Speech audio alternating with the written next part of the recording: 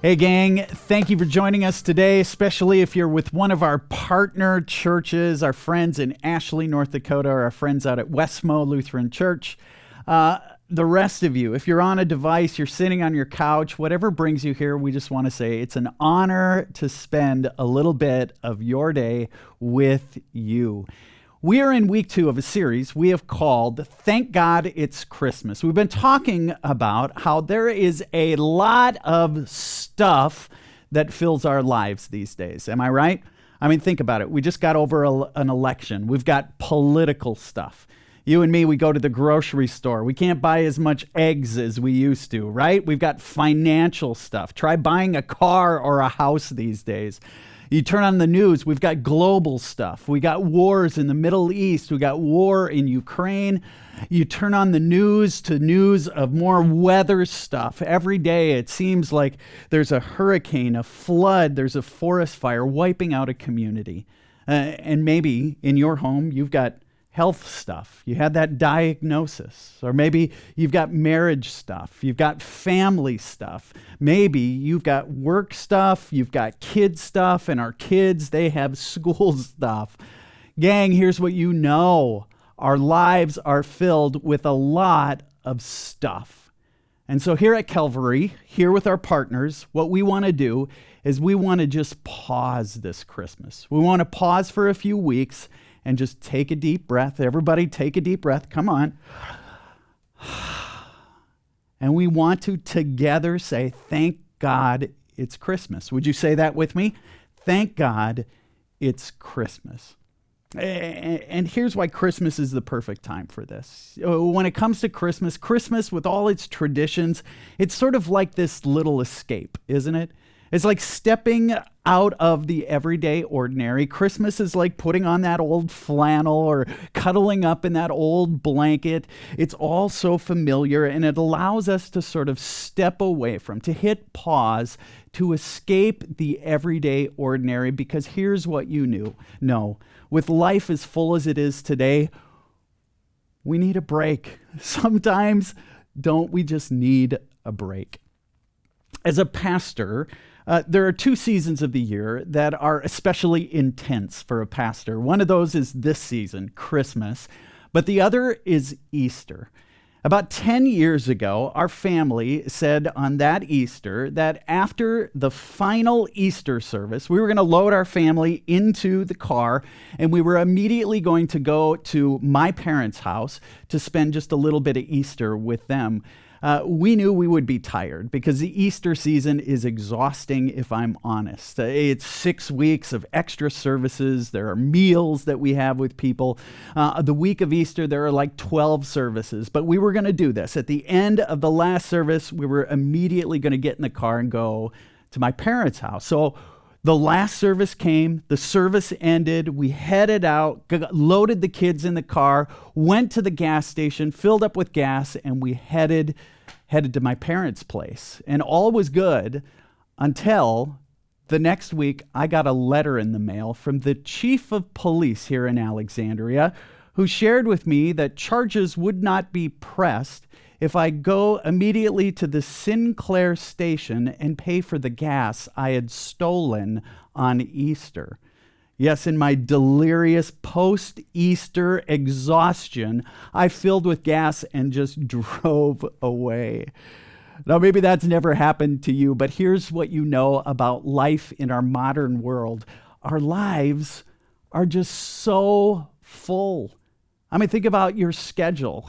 My schedule is full from morning till night, and many of yours are too. You got kid stuff, family stuff, work stuff.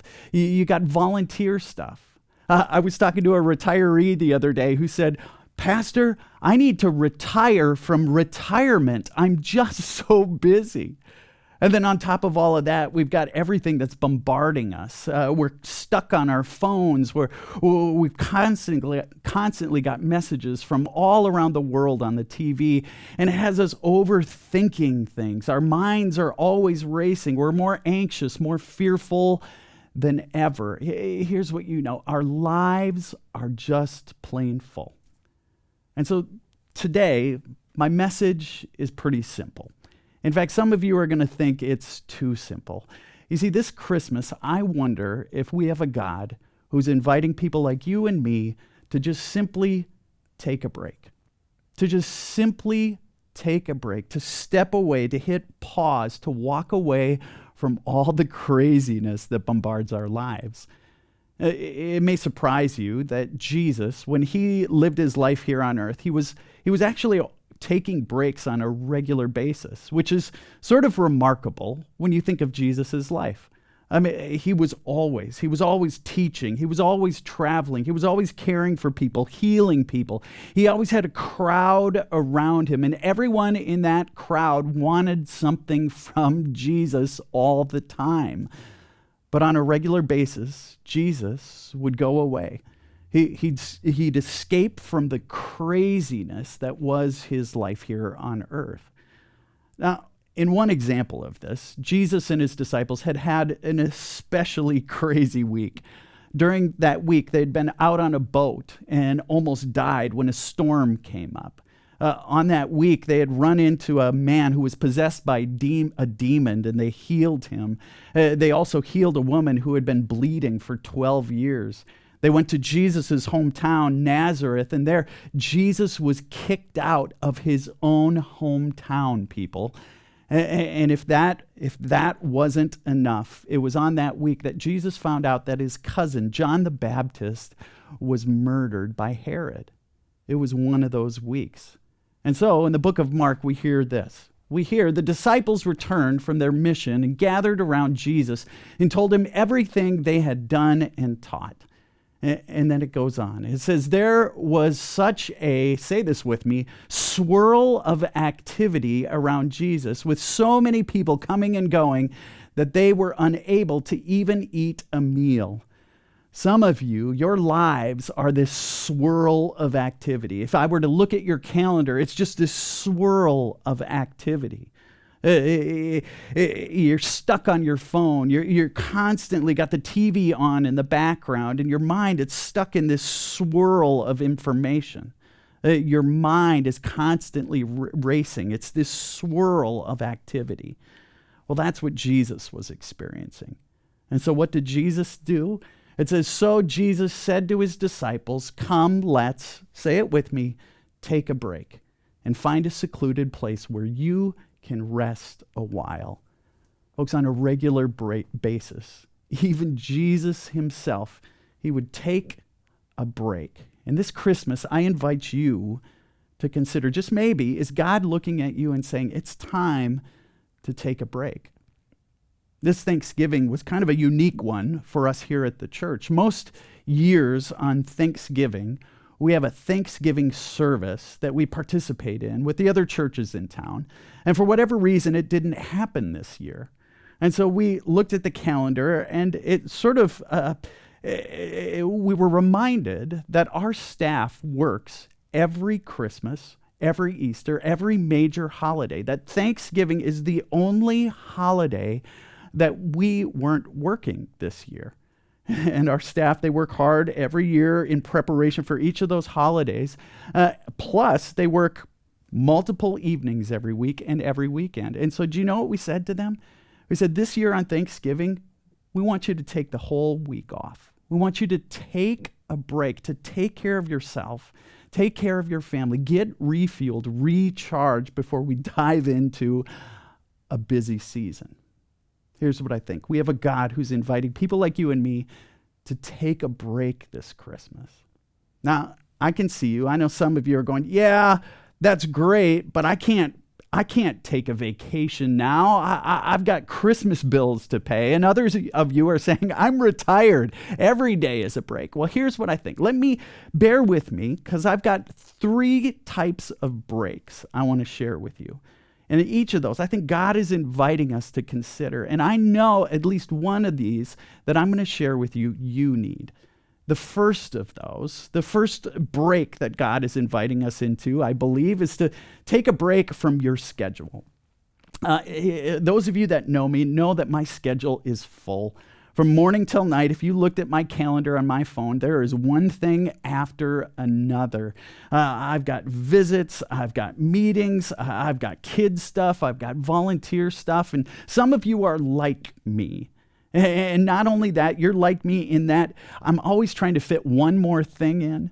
That's why I'm always late for meetings, because I got to fit one more email in, one more phone call. Some of you, you're up late at night because you're fitting one more thing in. You're in the kitchen till the wee hours of the morning. You're on your computer. Others of you, the weekend is the time you fit one more thing in.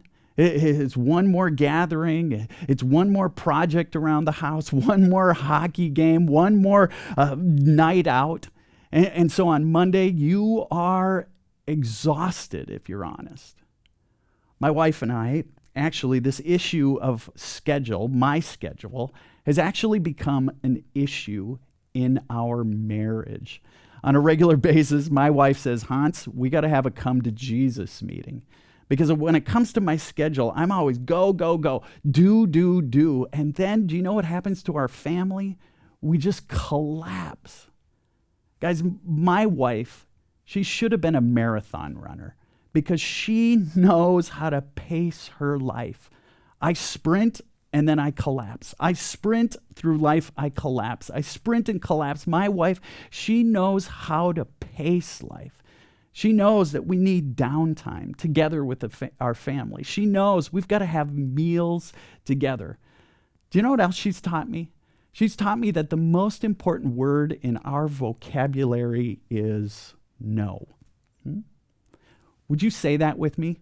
Are you ready? 1, 2, 3, no. For some of you, that was really painful. But here's what you know. Whenever we say yes to something, we're always saying no to something else. And I often wonder, if we were to look at one another's calendar, I wonder, what are the yeses in your calendar saying no to? You ever thought of that? What are the yeses, the things you say yes to? What are you then saying no to? Too often, the things we're saying no to are the things that are important. Our health, our family, our kids, our spouse. You see, this Christmas, just maybe, we have a God who's looking at you and saying, it's time. It's time. I invite you to take a break from your schedule. Now, that's some of you. Others of you, I wonder if there's a different break that God is inviting you to take. I wonder if God is inviting you to take a break from your phone or from the TV. Gang, think about all the craziness that we allow into our lives through our phones and through the TV. I mean, think about it. On a daily basis, we as grown adults allow all this craziness into our lives. I mean, come on, the news, it drives us crazy. Social media, we're constantly seeing images of people with bigger houses, bigger paychecks, families that look to be the perfect family. We see people with sexier abs, right? We see these images and we compare ourselves to them. And what do? It drives us crazy. You allow the political posts of your crazy Uncle Larry into your life on a daily basis, and it drives you nuts, huh? We allow this to happen. These devices in our hands keep us constantly connected. We're constantly messaging. We're constantly posting. We're constantly looking to see if what we posted is liked, and it drives us crazy. Did you know that scientists have discovered a life-changing secret feature on your phone? Did you know this? Did you know it's on your phone? Here's what that secret feature is. You can shut it off. Did you know that? Some of you are absolutely shocked right now. I was in a meeting not all that long ago, and the facilitator of the meeting invited us for 1 hour to shut off our phones. A group of grown adults, shut off your phones so we can focus intently on the work in front of us. Do you know that group of adults revolted on that facilitator? We just can't possibly spend an hour without our phones. Gang, just imagine Imagine if you were to shut off your phone. Imagine if you were to shut off the TV. Imagine how much extra time you would have in your day. Also, imagine how much happier you might be. For some of us this Christmas, we have a God who's inviting us to take a break from our phones, from our TV. And lastly, for others of you, I think maybe this Christmas, God's inviting you to take a break from overthinking. From overthinking. This one affects a lot of us. Your mind is just always racing. You have this tendency to obsess about things. There are these messages that are going to your amygdala and sending messages to your heart. Your heart is always beating faster than it should. You obsess. You worry. You worried about Christmas. I got to have the perfect Christmas. There are only 22 days till Christmas. I got to get my shopping done. What if I can't return that gift? What if I get the wrong gift? I've got to decorate the house. I've got to hang the mistletoe, the stockings. I've got to make sure the dinner is ready. The turkey is thawed, right? Some of you just obsess about these things. Others of you, this year you've gotten that health diagnosis. The doctor said it could be this, it could be this. And so every night you're on your computer, you're researching, you're worried, your mind is just racing. For others of you, it's your kids. You're worried about their future. You worry about their anxiety, their friends. Do they have the right friends? Do they have enough friends? Have you done enough that they can be successful in the future? And for others of you, you just can't stop thinking about politics. Ever since the election, you just can't let go of it. You see, we have these things, this way of overthinking. Our minds racing, we obsess. For some of you, it's so much so that you have friends, maybe your spouse has turned to you recently and said, I think you should just give it a rest. Now, when it comes to overthinking, I think it's a whole lot harder to stop overthinking, to take a break, than it would be to take a break from our schedule. You can just cancel something on your calendar. You can just shut off your phone or the TV. But how do we stop our minds? I want to suggest today that just maybe what we need to do is we need to focus our minds on something a whole lot more productive and a whole lot more positive. For example, in our house, I have this tendency to obsess about things. And my wife gives me the look. You know, guys, when your wife gives you that look, you know what she's saying. I know when she gives me the look, I need to do something about it. And so I'll maybe go exercise. Because when I exercise, it gets my endorphins and the serotonin moving in my brain, and it has this way of clearing my mind. I might call a friend and say, hey, can we have a beverage together? And I can share what's on my heart. And when I do that, it has this way of lifting weight off my shoulders. Sometimes what we need to do when we're overthinking is we just need to change our perspective. We need to focus on something more positive, to look at the blessings in our life, our family, your spouse, your friendships. And we need to practice generosity. And still others of us, when we're overthinking, we just need a little time with God. You see, Jesus had days like we do that are just fuller than full. And on one of those days, it says this. It says, one of those days, Jesus went out to a mountain to pray. And he spent the night praying to God. He spent a night just hanging out with God. Some of us, we just need a little time with God when we're obsessed about things. In our family, we've done something. We've changed a practice in our life. When we're done before we eat a meal, rather than just saying, "Come, Lord Jesus," what we do is we each take turns praying. And we pray for what's on our heart, what's going on that day.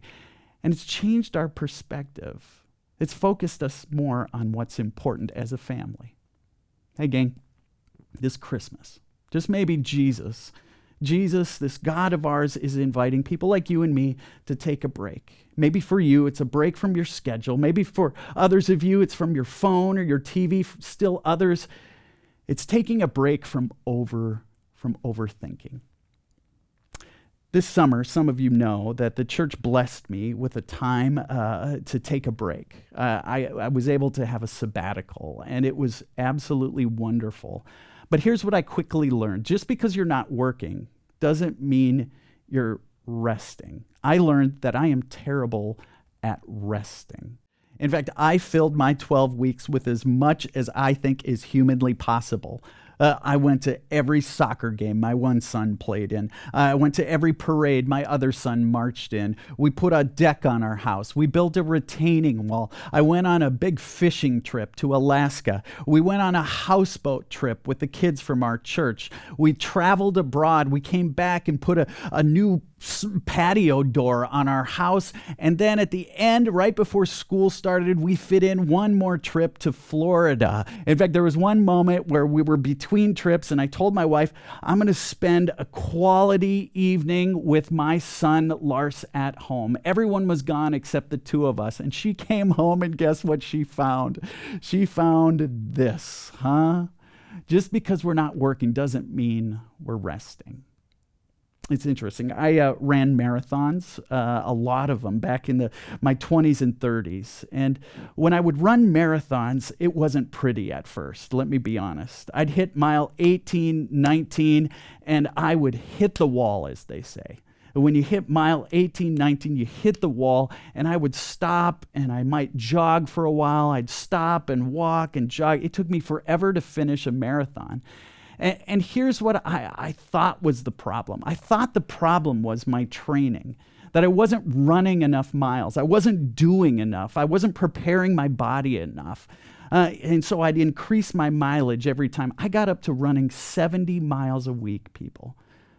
And still, every marathon, I'd hit the wall. And I figured out that my problem wasn't my training. My problem wasn't that I wasn't doing enough. My problem was I wasn't refueling. Our bodies can only go about 18, 19 miles before they have no more energy to use to keep us moving forward. So you have to learn to refuel the entire time you're running. Otherwise, you're constantly stopping and starting. And some of us, we live our lives that way, right? We live our lives like we're running a marathon and yet not refueling. And so we take a vacation and we never come home rested. You might sleep a full night, but you're still tired in the morning. You might stop and pause, and yet you're still empty because it's your soul that's empty. Gang, this Christmas, we have a God who's inviting people like you and people like me to just simply take a break, because here's the deal. Your family needs you to. Your friends need you to. The people around you, and you need it. You need to take a break. And guess what? Jesus did the very same thing.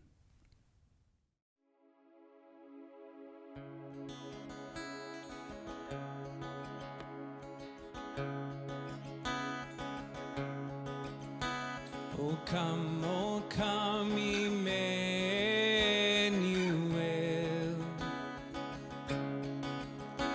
and ransom captive Israel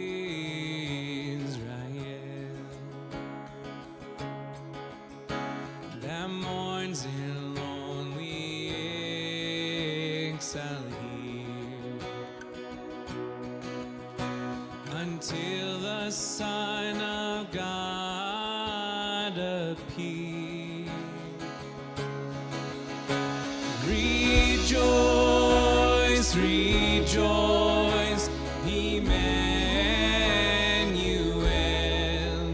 shall come to thee, O Israel.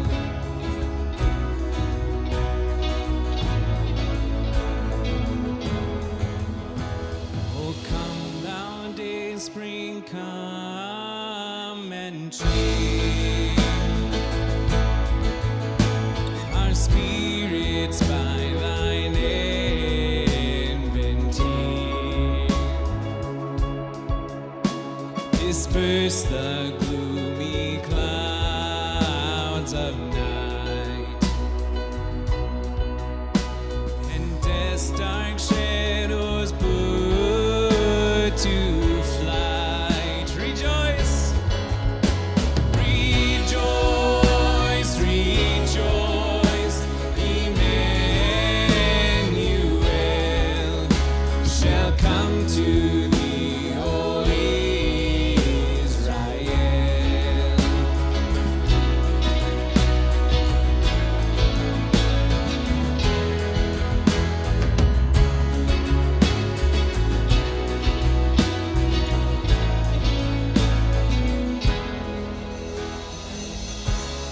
shadow you won't light up, mountain you won't climb up, coming after me.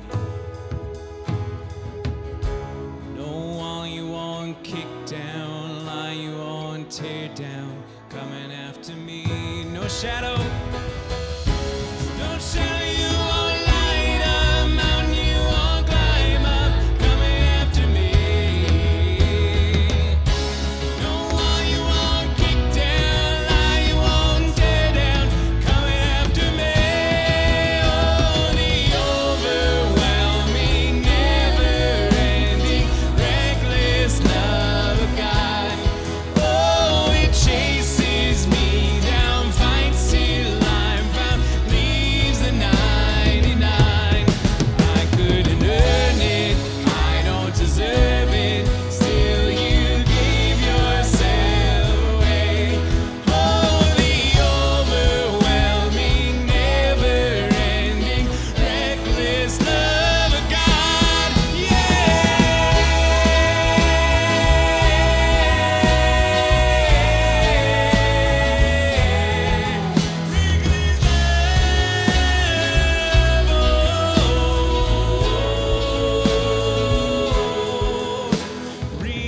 Rejoice, rejoice, Emmanuel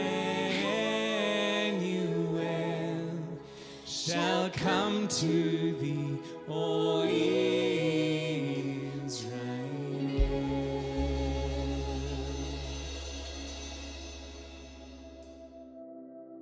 As we close our time together, I invite you to join me as together we pray the prayer our Lord taught us. Together we pray, Our Father, who art in heaven, hallowed be thy name. Thy kingdom come, thy will be done, on earth as it is in heaven. Give us this day our daily bread, and forgive us our trespasses, as we forgive those who trespass against us. And lead us not into temptation, but deliver us from evil.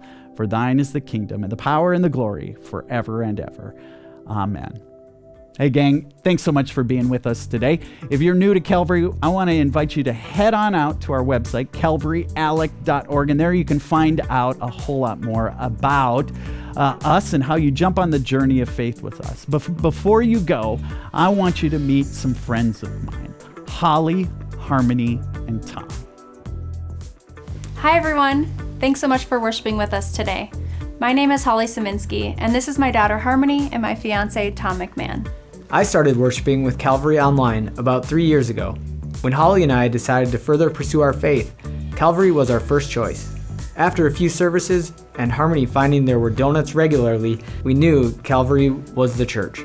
Along with our growing faith, we're excited to officially become a family when we get married this next year. Calvary's mission is to lead all people to a lifelong faith in Jesus Christ. I'm involved in Calvary's Impact program, and my favorite part about Wednesday nights is getting to see my Calvary friends. Last month, I also got involved by singing at the Women's Brunch. It was so much fun to be brave and to sing together. Music is one of the main ways I've gotten involved at Calvary too. I started singing with the choir in January, and this summer I joined the worship team. Music is important to my faith because it allows me to connect my thoughts and emotions in another form of prayer and provides a way for me to worship deeply. The thing I love most about making music with this group of people is that we are all one big family. We hurt together and we celebrate together, all while worshiping Jesus through the power of music. Today, we're excited to let you know about ways you can participate in Calvary's mission as we look towards Christmas. We'll highlight a few things, but you can always visit our special website, christmaswithcalvary.com, to learn more. One of the best parts of Christmas is giving back. Our giving tree offers 3 easy ways you can give this season to help people right here in Alexandria. Pick up an ornament in the hub between now and December 10th and purchase gifts for students at Kalon Prep Academy or local kids who've registered with United Way's Adopt a Family program. You might also choose to make a donation that provides a Christmas meal through Big Hearts of Central Minnesota. We love partnering with these local organizations who know firsthand the needs of the community. Thank you for making a difference in the lives of so many people. There are several special Christmas events coming up at Calvary too. Kids and Carols has a new look this year. Join us on Saturday morning, December 7th. Kids and Carols starts at 9 a.m. with a Jingle Jam in the Worship Center, an interactive Christmas show that lasts about 45 minutes. At the end of Jingle Jam, we'll have an after party with activities, crafts, cookies, a photo booth, and of course, Santa. This will be a fun event for the whole family, especially geared towards preschool through elementary aged kids.